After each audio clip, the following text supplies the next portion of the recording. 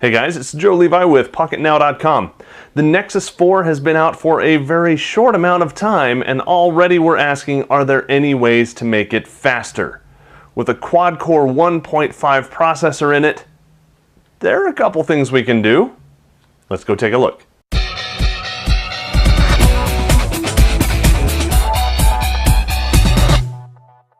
First up is unlocking the device. Most people I know have their Androids pre-locked, so you have to put in a pattern or type in a PIN. Well, Face Unlock is out. It's been out since Ice Cream Sandwich. It's just been kind of slow. Check this out.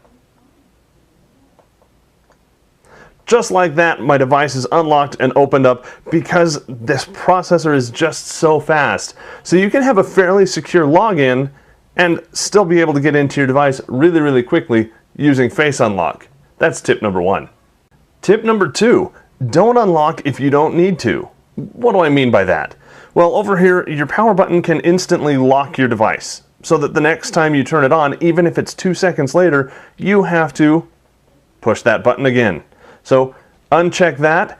Now you don't have that. It will default back up to this. It's going to automatically lock how long after it goes to sleep? 5 seconds, 15. I've found 30 works really well for me. So whenever I turn off my device, or if my device goes to sleep, when I wake it back up, I don't have to unlock it because that threshold wasn't hit.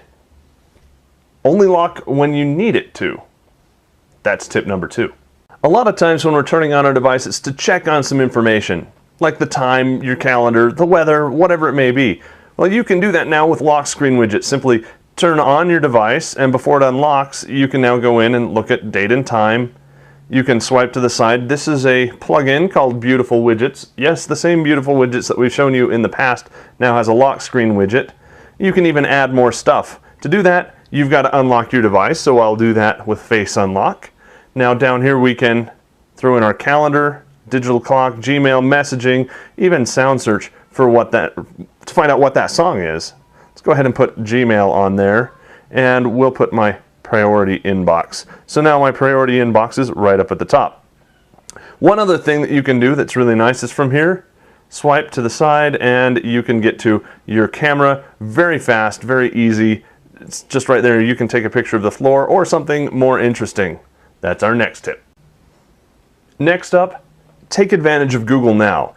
Although it did come with Ice Cream Sandwich, Jelly Bean and newer versions have added some cool features that are really helpful. That's a whole different topic, but just to show you how quick and powerful it is, send text to Alfred Test. The game has been canceled. And just like that, I have a text message for Alfred Test at his mobile number saying that the game has been canceled. Very quick, very easy, really convenient. You can send emails, calendar appointments, all kinds of stuff just using Google Now. So up until now, these have been usability speed enhancements, ways that you can use your Nexus 4 to save time, to make it go faster in your everyday use. How can we make it actually go faster? For that, we're going to need root, and we're going to need a custom ROM. The one that I've chosen here is CyanogenMod. Let's go into Settings, and our first option is called ZRAM, and it's in the memory settings of Performance. Go into that, accept the disclaimer, and Memory Management. ZRAM compresses memory for increased virtual capacity, and yes, it does require a reboot. I've got it set at 18%, which is the default. You can bump it up a little bit more, though I haven't seen any speed improvement by going up to 26. I haven't seen that much by going down to 10. Now, this is leveraging the fast processor that we have in here to compress stuff as it goes into and decompress stuff as it comes out of RAM. The processor is fast enough to handle that. This just makes it look like we have even more. It helps a little bit, but your mileage may vary. Try it out. Just remember, you've got to reboot between settings for the settings to take effect.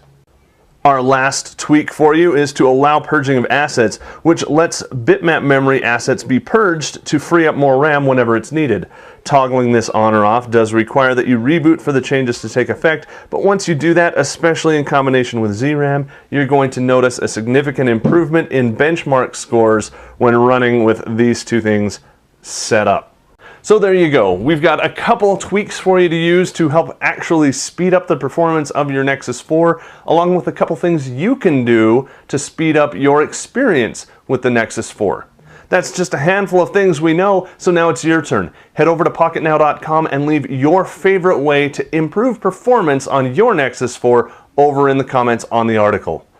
Follow us over on Twitter. We are at PocketNowTweets. If you want to follow me, I'm at Joe Levi. Make sure you head over to Pocket Now, and of course, give the video a big thumbs up if you liked the tweaks and the optimizations that you saw here today. For Pocket Now, showing off how you can get more speed out of your Nexus 4 experience, I'm Joe Levi.